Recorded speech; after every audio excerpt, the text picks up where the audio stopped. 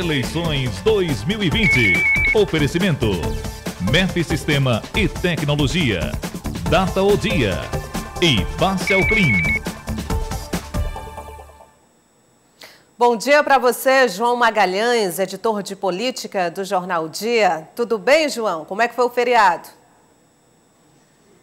Tudo bem, Nájila Fernandes, um bom dia para você, um bom dia a todos. Foi tranquilo, graças a Deus. Aqui em Teresina foi bem movimentado, viu? O Patriota homologou em convenção presencial na manhã desta segunda-feira, João. A chapa majoritária que deve disputar a Prefeitura de Teresina este ano, Eliezer Rodrigues, esteve lá. Na cabeça da chapa majoritária, o Major Diego Melo. Como pré-candidata a vice, a médica Elisvânia Rodrigues. Para a disputa proporcional, 23 pré-candidatos a vereador unidos em torno de um discurso de renovação. A gente do Patriota é novidade para todos, nós somos o novo, nós somos a mudança e a população em geral de Teresina, Piauí, Brasil, hoje clama por mudança, por renovação. O grupo aposta em um plano de governo conciso e abrangente para convencer o eleitorado teresinense. Nós temos candidatos, pré-candidatos a vereador que representam todas as áreas do desenvolvimento humano, todas as secretarias, e houve a participação, inclusive efetiva, de todos eles na configuração desse plano de governo. Eu, por exemplo, participei junto com o Sindicato dos Médicos, a vice-candidata a prefeita, também da elaboração na parte da saúde. Os convencionados demonstraram entusiasmo e unidade e reforçaram a necessidade da participação das mulheres na política. Eu sempre tive essa missão, essa vocação, talvez um pouco de receio de entrar na vida política, porque a mulher, quando tem sua carreira, tem seus filhos, já tem uma vida profissional estabilizada, muitas vezes não quer se dedicar a uma política partidária. E eu acho que a gente tem que sair um pouco da nossa zona de conforto, tentar abraçar essa política partidária para fazer diferente. O Patriota se declara como um partido independente, entra na disputa majoritária com chapa pura, rejeita qualquer ligação com o Palácio de Karnak, Prefeitura de Teresina ou Assembleia Legislativa. Mas, em um eventual segundo turno, o partido pode sim agregar valor, apoio político a outra agremiação. O partido vai ganhar no primeiro turno, queremos vencer dia 15 de novembro. Se formos para o segundo turno, se chegarmos a não vencer no primeiro turno, os outros partidos que quiserem somar com Teresina são bem-vindos. Que quiserem propor, trazer propostas para Teresina, defender o povo, são bem-vindos. Os que não quiserem, ficam no estão, que nós vamos ganhar é com o povo de Teresina. Bom, João, esse otimismo do Patriota, a gente sabe que todos os partidos têm, todos querem levar logo no primeiro turno, mas eu te pergunto o seguinte, essa resistência do Patriotas em não querer nenhum apoio, nenhuma aliança nesse momento com o governo do estado ou com o próprio município, não pode prejudicar nesse processo, logo no começo? Olha, se a gente for observar a forma de fazer política, principalmente no município e num país onde a fragmentação partidária é enorme, sem dúvida nenhuma prejudica sim, Nájila, até porque numa campanha majoritária como uma prefeita, sem dúvida nenhuma que os candidatos, né, a vereadores, eles têm um papel fundamental, porque são eles que estão mais próximos nos bairros, as lideranças mais próximas da população. Então, quando você tem uma chapa pura, quando você tem apenas um único partido lhe apoiando, que é a sigla ao qual você é filiado, e você não tem uma perspectiva de buscar apoio em outros partidos, sem dúvida nenhuma isso limita a atuação da candidatura, no caso do Major Diego Melo à Prefeitura de Teresina. Mas é uma estratégia da sigla, eles até chegaram a conversar com outros partidos, mas não chegaram a um acordo, portanto, o desafio que o Patriotas tem de avançar, de fazer uma boa campanha, mas em chapa pura, sem ter nenhuma outra sigla aliada. E realmente vale a pena a gente destacar a fala da vice, a doutora Elisvânia Rodrigues, que diz que quando uma mulher, independente seja mulher ou não, mas no caso dela uma mulher que já tem uma vida profissional estabilizada, encarar a política pela primeira vez e nessas condições, realmente tem que ter muita coragem, João. Sem dúvida nenhuma, é um desafio que as mulheres enfrentam a cada vez que se colocam à disposição da população, né, para disputar o voto nas urnas. A gente sabe que hoje há, sem dúvida nenhuma, um aumento considerável da participação feminina nos processos eleitorais, mas muito por conta da legislação que obriga, né, que 30% das candidaturas sejam de mulheres, assim como 30% dos recursos partidários sejam investidos em campanhas de mulheres, mas, sem dúvida nenhuma, é um avanço que eu acredito que vai ser significativo ao passar do tempo. E, claro, sempre lembrando a população da necessidade de se diversificar cada vez mais no embate eleitoral. Não só a questão das chapas femininas, mas também de outros segmentos importantes e que desempenham um papel fundamental na nossa sociedade. Bom, já que eu dei o exemplo da doutora Elisvânia Rodrigues como vice, falando em vice, daqui a pouquinho, hein, João? Está marcado para as 11 horas da manhã de hoje, na casa do senador Ciro Nogueira, o anúncio do vice, do pré-candidato a vice-prefeito da cidade de Teresina, na chapa de Kleber Montezuma. Você quer fazer alguns chutes para depois das 11 horas, João, a gente saber se você vai fazer algum gol? Olha, Nájila, essa definição, sem dúvida nenhuma, eu creio que é a mais esperada, pelo menos nesse período das convenções, porque os progressistas têm guardado com muito sucesso esse nome de quem vai ocupar o espaço de vice. Mas já que você falou para chutar, eu não vou inovar muito, não. A gente tem, concorrendo nessa lista, sem dúvida nenhuma, os vereadores Graça Amorim, o próprio vereador Aloysio Sampaio, o ex-prefeito Silvio Mendes, que hoje não está afiliado ao Progressistas, mas já esteve lá, portanto, tem um diálogo muito bom com o partido e, sem dúvida nenhuma, contribuiria bastante com a pré-campanha, com a campanha tucana aqui em Teresina, assim como, obviamente, Ciro Nogueira tem interesse, quem sabe, em lançar um nome, alguém conhecido na cidade, do segmento empresarial, enfim.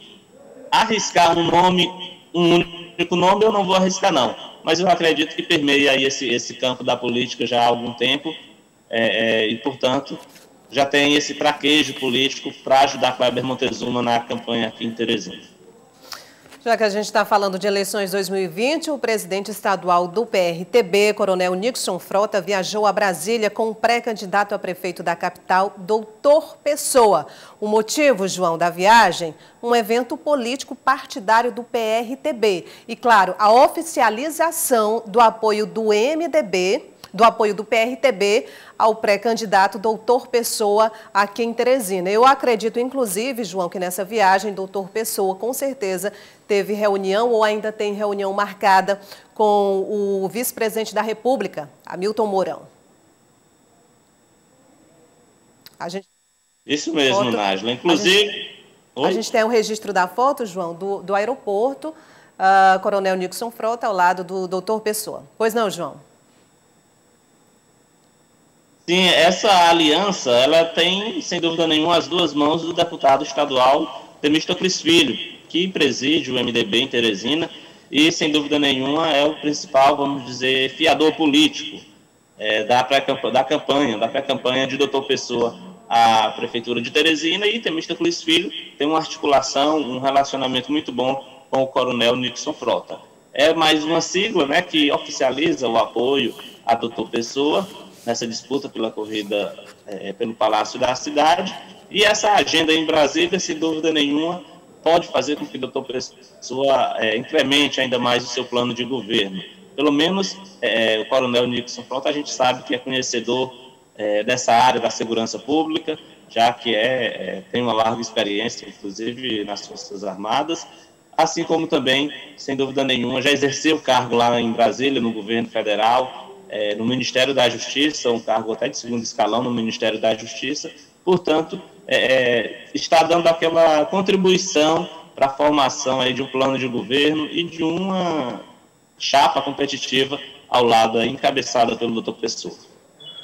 Bom, João, semana passada nós falamos bastante, ontem também nós falamos sobre a pré-candidatura de Doutor Pedrosa pelo PDT, inclusive numa fala do vereador Enzo Samuel, que disse que o apoio do partido é a Kleber Montezuma.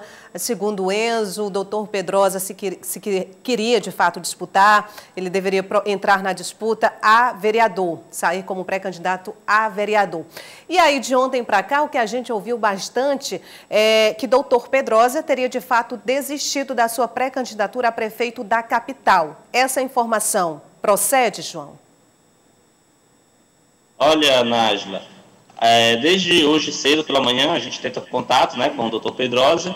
Com ele mesmo a gente não conseguiu confirmar essa informação, mas com outras fontes do PDT realmente se confirma a informação dessa desistência. O doutor Pedrosa, ele tem em mente que na convenção a ala que defende a sua pré-candidatura é minoritária, isso porque a ala que é comandada pelos vereadores do partido, Enzo Samuel e Evandro Ide, ela tem mais força política, tem o apoio de mais lideranças filiadas ao PDT, assim como o caminho que o Diretório Municipal quer trilhar, que é o caminho aí orientado pelos vereadores, ele foi discutido tanto com a presidência interina do PDT regional aqui no Piauí, e inclusive comunicada ao Diretório Nacional do PDT. Portanto, mesmo que o doutor Pedrosa fosse à convenção e depois, perdendo lá na convenção, quisesse entrar com algum recurso no Diretório Estadual ou no Diretório Nacional,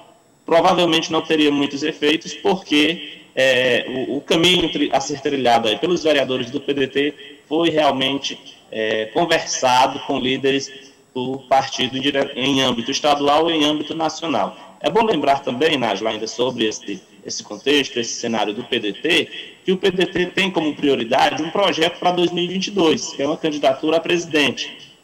E por isso que a sigla tem interesse em não fechar portas para aliados, em travar um diálogo nesse ano, para quem sabe avançar ao longo de 2021 e chegar até em 2022 fazendo o maior número possível de aliados. Portanto, essa definição de que o partido vai marchar com o Kleber Montezuma, tendo o aval do Diretório Estadual e do Diretório Nacional, também está nessa seara de que a sigla não quer sair sozinha. Ela quer, onde for possível, fazer alianças, iniciar um diálogo, porque lá em 2022 o partido tem como prioridade uma candidatura presencial e, obviamente, sabe da necessidade de estreitar relações com outras siglas. Ok, João. Olha, o Tribunal Regional Eleitoral divulgou o limite dos valores que os candidatos aos cargos eletivos de prefeito e vereador poderão gastar nas eleições municipais deste ano. Os limites de gastos com a campanha eleitoral foram atualizados pelo Índice Nacional de Preços ao Consumidor Amplo, o IPCA. Valores que foram divulgados por meio de portaria do Tribunal Superior Eleitoral, trazendo os quantitativos por cargo e município. O limite de gasto é estabelecido pela resolução TSE número 23.607, nos artigos 4 a 6. Esse limite, todo ano eleitoral, tem seus valores divulgados pelo TSE. Neste ano, agora no dia 1º de setembro, o TSE divulgou a portaria número 638 do presidente do TSE, onde divulga a planilha contendo os limites de gasto nessas eleições para os cargos de vereador e de prefeito. O limite de gastos abrange a contratação de pessoal, de forma direta ou indireta, confecção de material de campanha, propaganda, publicidade, aluguel de locais para promoção de atividades eleitorais, despesas com transporte ou deslocamento de candidato, entre outras. Esse limite de gasto, ele é de suma importância. Por quê? Porque através desse limite de gasto, o pré-candidato poderá fazer seu planejamento de campanha, das suas despesas e receitas. Nesse limite de gasto, tem que ter cuidado no caso das despesas. Despesas estimadas em dinheiro. Aquela despesa estimada em dinheiro é a que não teve desembolso, mas mesmo não tendo desembolso, ela vai computar no limite de gasto. Em Teresina, os candidatos a prefeito poderão gastar R$ 2.496.880,06 no primeiro turno. No segundo turno, o valor cai para R$ 998.752,03. Para aqueles que vão disputar uma vaga na Câmara Municipal, o valor que pode ser gasto é de até R$ 237.355,18. Em Parnaíba, o candidato a prefeito pode gastar até R$ 755.674,80. O candidato a vereador pode gastar até R$ 90.749,92. Em Picos, o candidato a prefeito poderá gastar até R$ 353.638,23.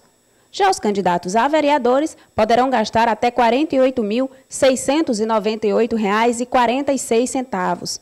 Em Piripiri, município localizado ao norte do estado, o candidato a prefeito poderá gastar até R$ 349.966,28. Já o candidato a vereador poderá gastar até R$ 61.496,62.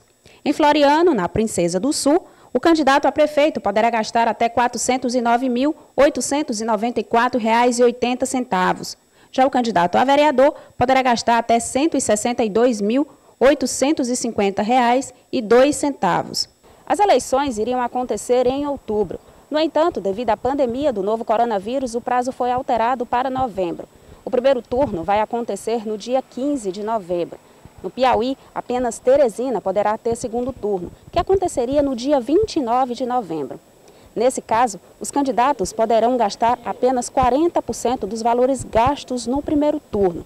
Caso ultrapassem esses valores, poderão sofrer punições da Justiça Eleitoral. Se extrapolar esse limite, é abuso de poder econômico. E tendo abuso de poder econômico, o candidato pode vir a não assumir. Como a gente costuma dizer, João, é dinheiro muito, mas que tem que ser bem gasto e prestado contas, não é? De uma forma bem resumida, João, só para que as pessoas possam entender. A gente viu ali uma diferença, não só de vereador para prefeito, que é bem compreensível, mas de município para município. De que forma esse valor ele é calculado? Pela quantidade de eleitores, né, Nájila?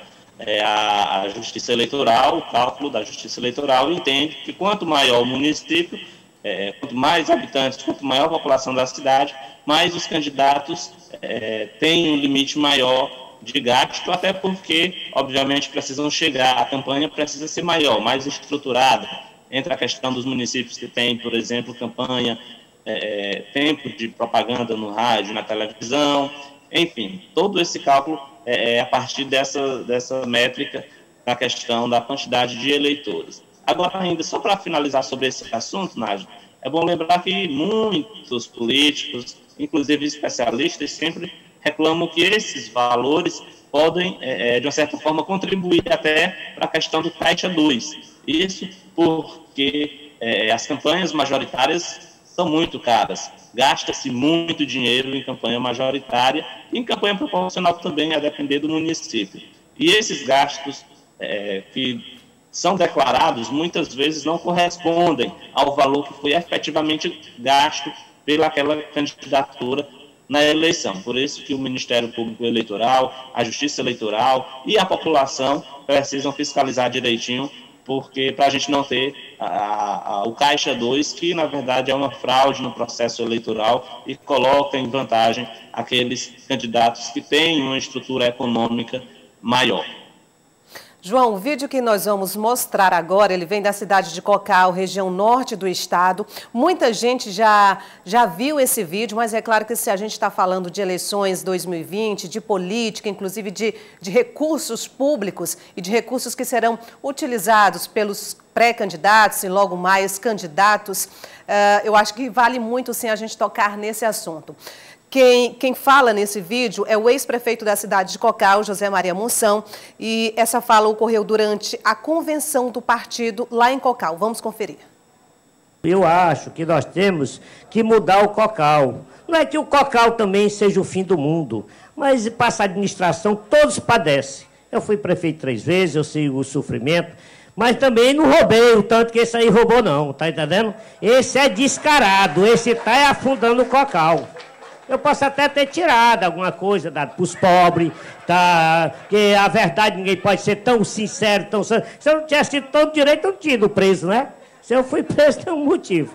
Então, o que acontece? Eu quero dizer para vocês, mas político que rouba para dar para o povo. É difícil o cara roubar para si, né? Agora, isso daí não, roubou para ele. A maior mansão da cidade de Cocal é a dele. Todo mundo conhece, sabe? A família. Ele não tinha, quando ele começou a política, ele não tinha nem sequer uma caminhoneta velha para usar.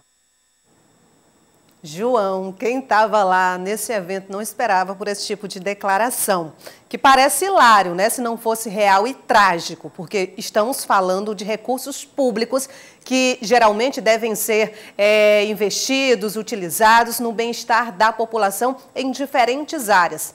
Mas já nesse lado hilárico, deixa eu te perguntar, o prefeito que rouba, segundo ali Zé Maria Monção, para dar para os pobres, ele pode ser chamado de prefeito Robin Hood? Claro que não, Nájila. O dinheiro público, ele vem e ele tem que ser aplicado na educação, na saúde, na infraestrutura, no bem-estar da população, levando em consideração o interesse público e não tirar da prefeitura para dar aos pobres, o que, na verdade, na prática, a gente sabe que é tirar da prefeitura para ficar com uma parte e a outra parte dar aos seus, o que é corrupção da mesma forma. É claro que eu diria que a olho nu, a questão até chega a ser, até certo ponto, hilária realmente. Mas, infelizmente, é um caso típico de corrupção naturalizada, normalizada. As pessoas ouvem isso como se estivessem ouvindo realmente uma brincadeira, e não é. É dinheiro público que poderia estar indo, que deveria estar indo para a educação, para a merenda escolar das crianças, ou então para pagar um profissional da saúde, para aumentar um leito num hospital, ou até mesmo para comprar uma ambulância, para transferir um paciente do município a uma estrutura maior de saúde. Então, a gente não deve, sem dúvida nenhuma, naturalizar esse tipo de comportamento. A gente precisa repudiar, porque, sem dúvida nenhuma, só quando a gente tem a consciência de que a corrupção não deve ser naturalizada e precisa ser tratada da forma, no rigor da lei, o corrupto precisa pagar pelos seus crimes no rigor da lei, sem dúvida nenhuma, a gente vai avançar também no quesito da cidadania, porque é para isso que servem as eleições. As eleições, elas não servem para a gente colocar lá quem a gente quer, porque gosta mais, porque acha mais bonito. Não, o processo eleitoral, ele é a festa da democracia, porque é nesse momento em que a população, todos os eleitores, tem o mesmo peso, né, tem o mesmo valor, tem o seu voto, e ele deve ser investido, claro, no bem do município, que significa para o bem do nosso futuro, o bem da educação, da saúde, da infraestrutura, da assistência social, enfim. É preciso que a gente repudie sempre a qualquer tentativa de naturalização da corrupção. A gente não pode naturalizar isso, a gente precisa repudiar, sem dúvida nenhuma. E só para contextualizar mais o vídeo, o ex-prefeito José Maria Monção, ele estava numa convenção, né, que lança Cristiano Brito, pré-candidato a prefeito, lá de Cocal, e ele se referia às críticas dele ao atual prefeito Rubens Vieira, lá do município de Cocal da Estação. Ok, João, muito obrigado, um ótimo dia para você, até amanhã. Até amanhã, Nájila. Um bom dia para você, um bom dia a todos. Eleições 2020.